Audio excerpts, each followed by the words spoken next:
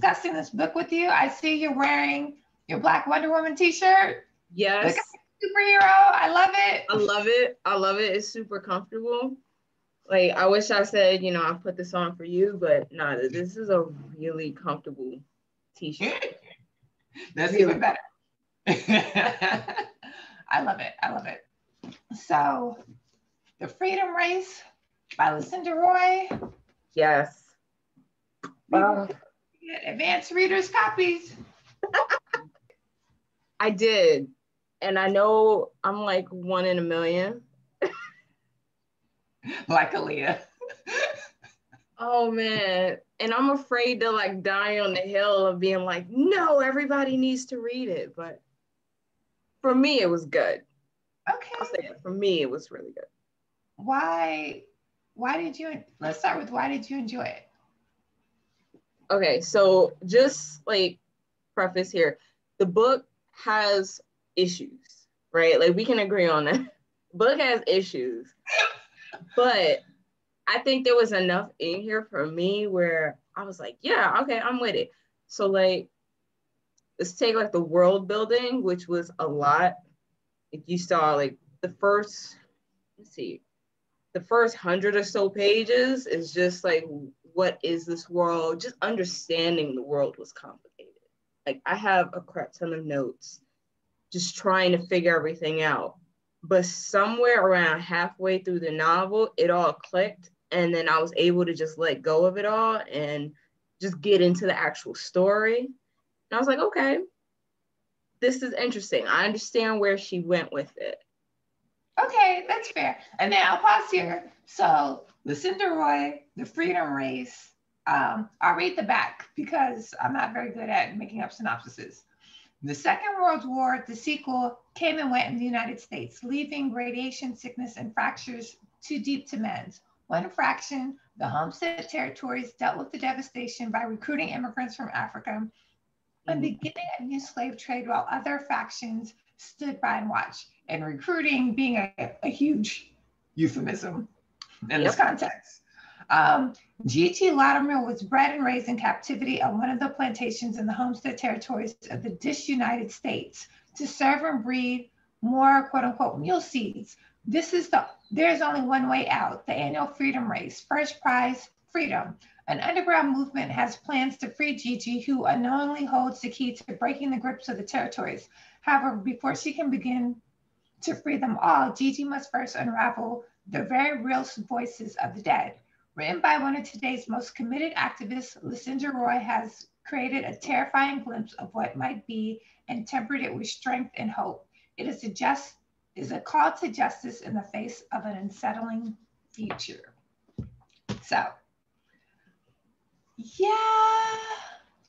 So reading that, so yeah, I mean, the book does do just that. And I was like, oh, it'll be like, I never read The Hunger Games, but I watched some of the movies. I thought it'd be like The Hunger Games, but Black, and I was here for it.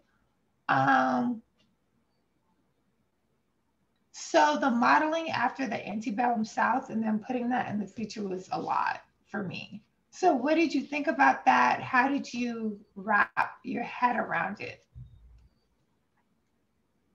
I think what went well for me is that I went into it with no expectations. I'm gonna be honest, like I was applying for a lot of books at that time. So when I got it, I was like, the Freedom Race. Okay, let me read it.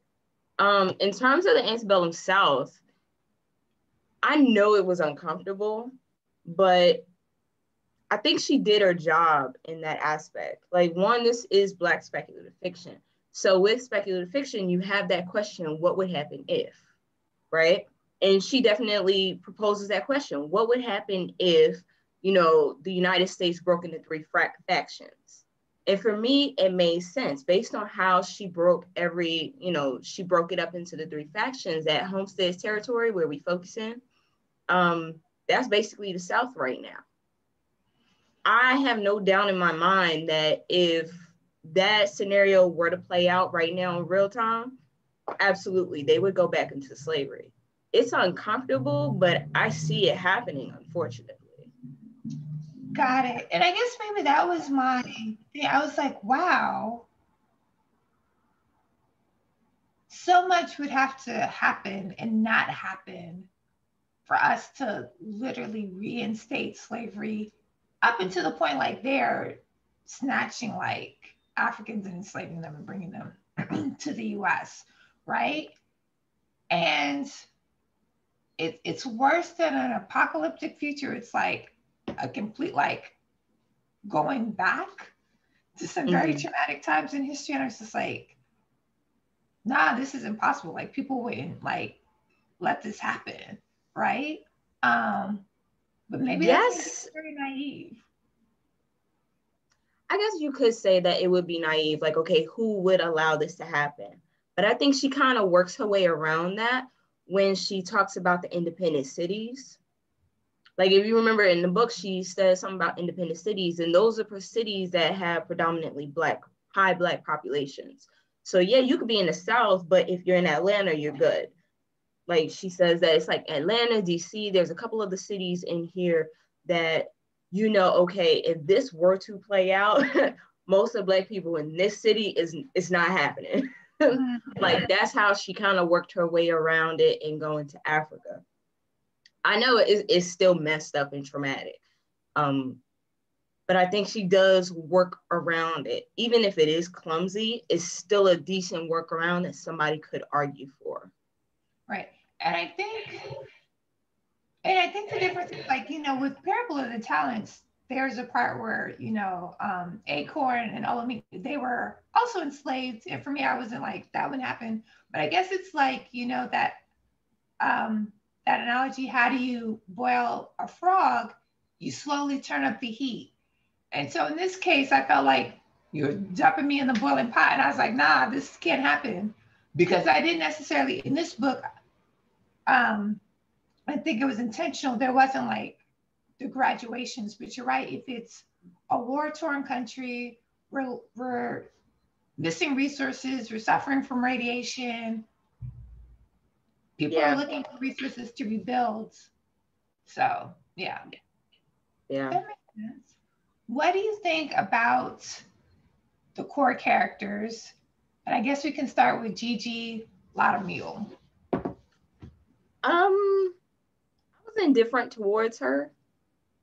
She had a very predictable struggle throughout the book.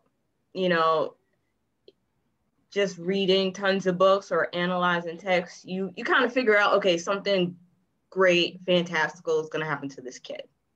We understood that. So I didn't care one way or the other about her. There was nothing in the plot outside of her relationship with her mom. That was very interesting, like seeing how slavery impacted Gigi and her mom and their dynamic. That was, I think, one of the best things she did. It was really hard to read, you know, but I think like technical as a writer, like that was really good what she did, like the emotions that she was able to bring out of that relationship. But outside of that, I didn't care one way or the other about her. So I mean, like the freedom race needs to come with a lot of trigger warnings, right? And yes. In particular, but I think it spoke. There was a lot of social commentary there in how, in that society, somebody like Afara, let alone being looked at as a child, wasn't even looked at as human, right? Yeah. So then mistreatment, and this is like thinking of the society, obviously not what I think. Mistreatment of Afara wasn't deemed as pedophilia, wasn't deemed as rape, wasn't, you know, didn't require consent because you can't get a consent from something that they deem to be an inanimate object. Right. And I think it was like easy, like looking at the treatment of Afara and how American society thinks of Black women, particularly young Black girls, right? So it was sexualized. Yeah. But I think it was rich social commentary. So I thought So yeah, we can talk about the reference to Prince. But I don't think that's a spoiler. I'm just like, so this is set hundreds of years in the future.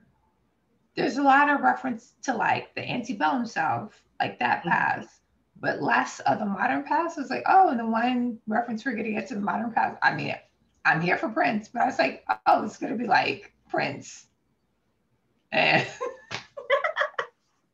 that's it. It did come out of nowhere, right? Prince. Oh, okay. It did come out of nowhere, right? No, like how everything is like the middle passengers, and then all of a sudden, Prince is, you know, his reference is not small at all in this book. So I guess she loves him. Right. Because it's not like, not the internet, not, you know, cell phones.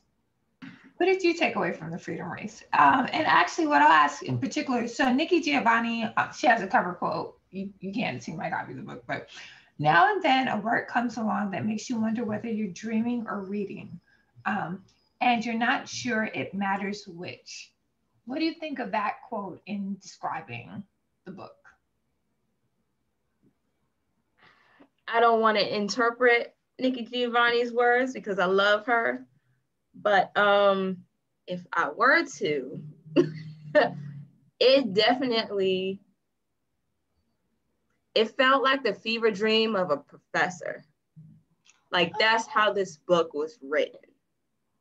You know, somebody who studied speculative fiction, studied Afrofuturism, African futurism, and saw the state of the world and was like, how can I create something that can speak to what's happening now, but also I can also integrate all these things that I've learned, right?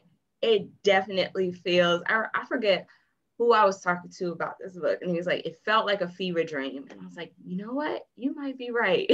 Right.